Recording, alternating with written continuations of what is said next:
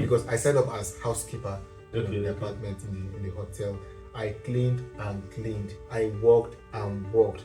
Like even after walking, the supervisor will come and tell me, "You've not done the right thing. You've not walked. You have to clean every inch, everything." I cleaned. Like I saw myself like literally, how am I gonna cope? How am I gonna survive? So ladies and gentlemen, you are welcome back to the second section, and in this section we are going to be talking about what I call the Shege story. As I've said earlier on, I'm going to be incorporating the Shege story in all of my videos because I believe that at a particular point in life, we must have faced difficulties and obstacles, and the way we pass through the fire, we can share the experience to someone, and then the person would be able to navigate his or herself when he or she is passing through that kind of phase too.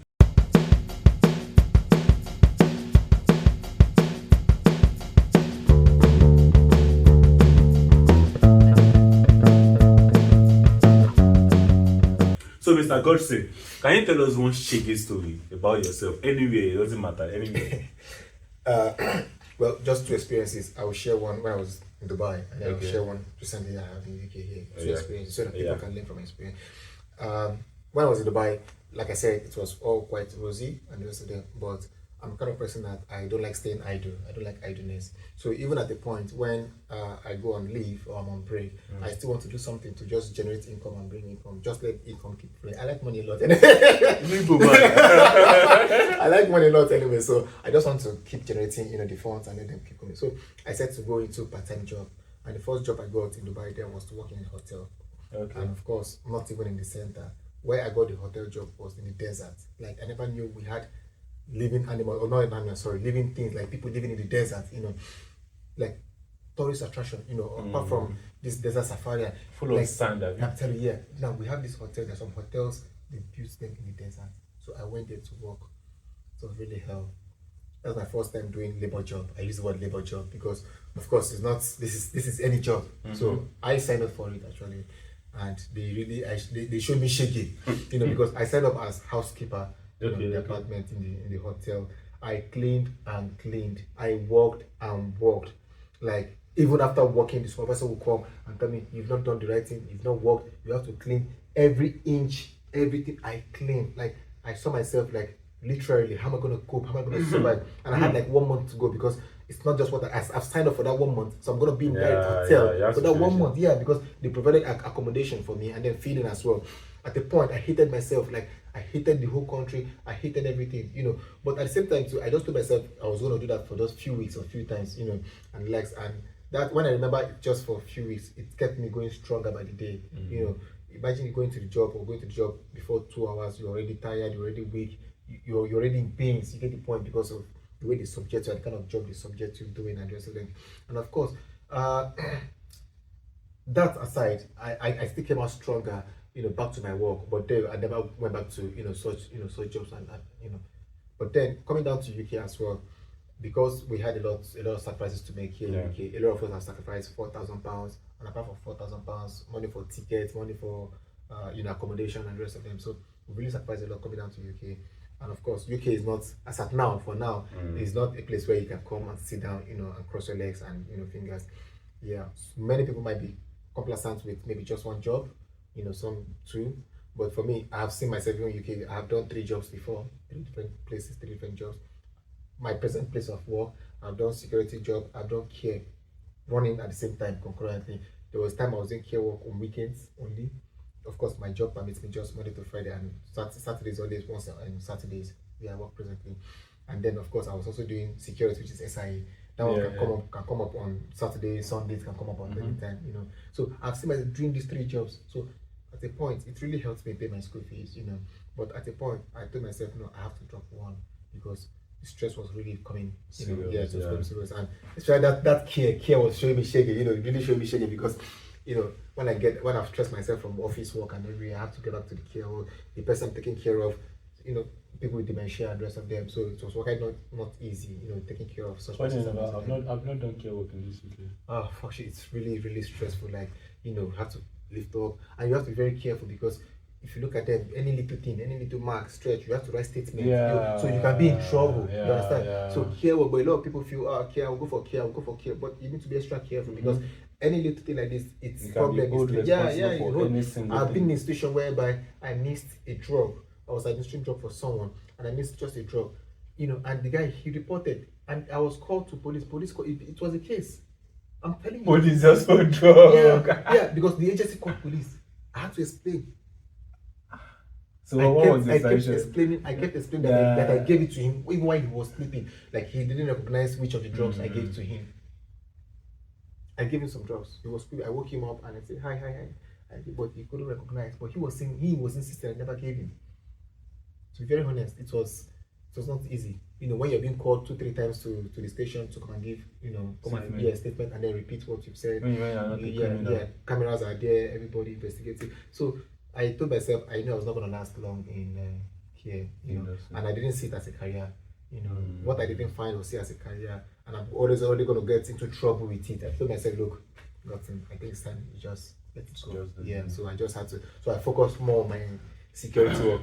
SIA, I can't give up on that one. SIA is sweet. I can't give up on my SIA job. Although SIA is stressful, but then if you constantly, keep going and having shifts on it, you definitely make some. So I've had a lot of experience that really gave me tough times. Headache, tough times, and I feel that it's worth sharing. But if you're being strong, of course, definitely you come out of it, very well. So thank you for that. You just need your sanity. Nothing good comes easy. Nothing good comes easy. So the next session is this or that session.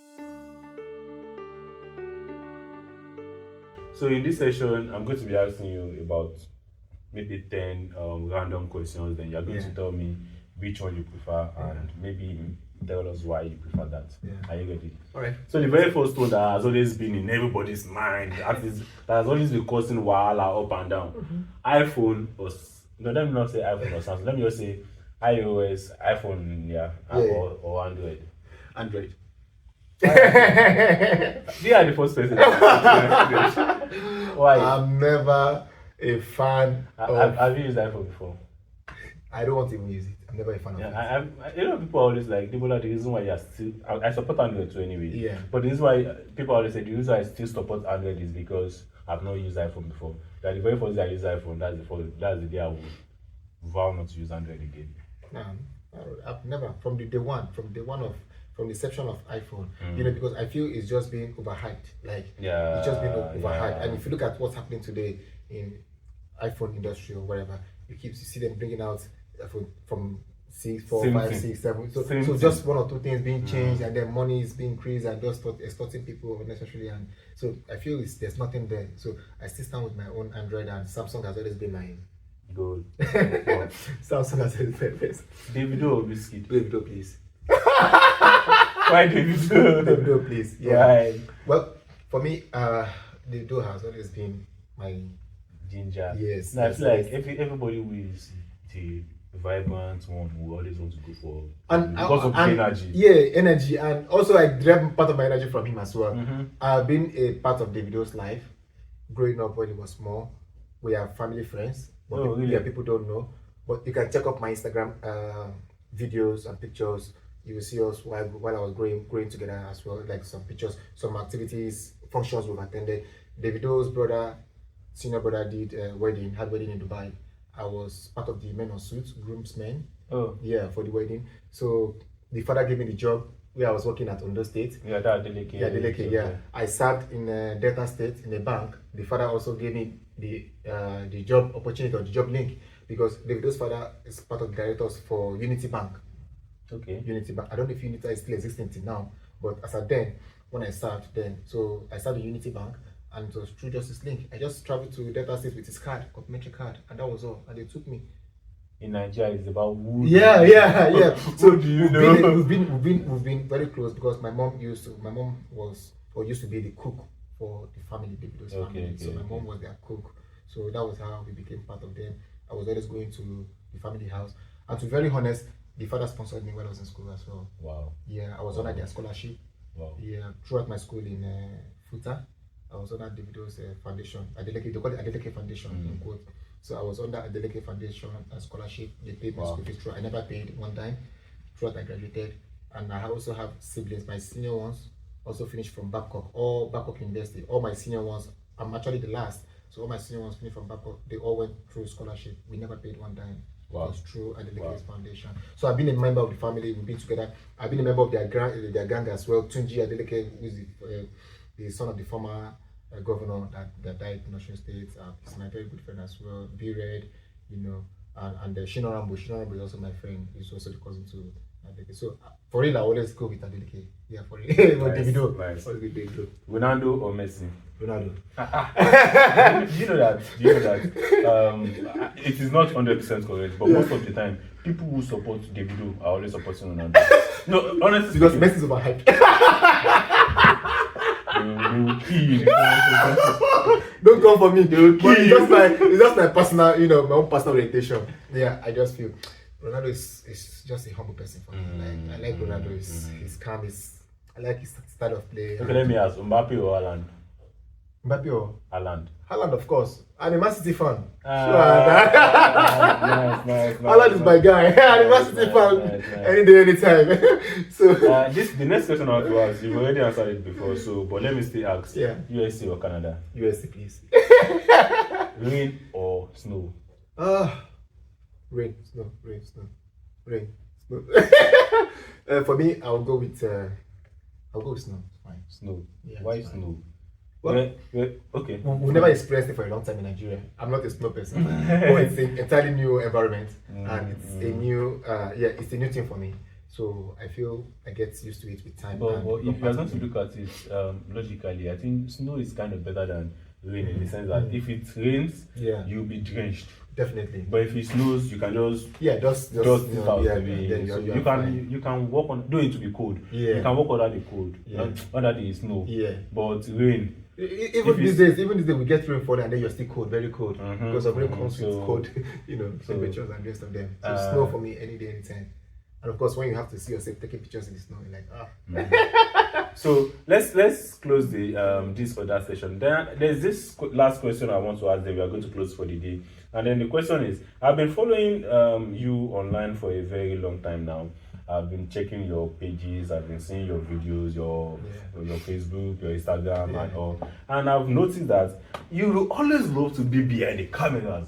You know, like sometimes you're not even saying anything. You just put the phone in your phone and just feel it. What do you? So now it's brings me back to the question of what do you feel about people? Let me be specific now. What do you feel about Nigerians who just travel away from Nigeria down to the UK to be specific, and then the next thing is just to set ring light and just start recording anything? What do you feel about it? they're not serious. So that means they're also not serious. No. One thing first. The thing is, I have been able to set my pace. I've been able to set my path. You get the point. I've set my path, and I have seen where I'm coming from. I've seen where I'm going, and I think at the point I can say I'm also in the right direction. And I've seen things setting up before me as well. There's a level of confidence you get to. You bring out your ring light, and then you start. Yeah, sure. You get the point. Sure. So I'm not saying, but the thing is, there are some people, as at now, still trying to find their feet. Struggling one way or the other, maybe accommodation or some, even getting a job. And yes, the job market is very difficult right now. It's not easy for anyone. But at the same time, everybody is. I can't say everybody myself right now are still struggling. Some people are very, very okay. Let's be honest with ourselves. Some people are gotten to the point where they are eating 4 times a day. Sure. And while you are just taking, maybe you might be eating jollof rice, some are eating fried rice every day. I'll be very honest with you, we are all students. So it has got to that point whereby Some are not even cooking at all. yes, they're just ordering food, and Yeah. so we can't all be in the same level. We might Sure. come at the same Sure. time, but we can't always be, because paces differs. Your pace differ from mine differ from the other, and the rest of them. So for me, if I put my face behind the camera, I think I've gotten to that level where I have this confidence myself. Like, yes, everything's fine, everything's alright. Yeah. I don't have any pressure. Yeah. You get the point. I'm not facing any pressure. Some people have pressure from Nigeria, pressures for paying back loans from Nigeria and the rest of them. I don't have any loan I'm paying. You get the point. So I've got to that coffee where I feel, well, where I am today, I still thank God where I am.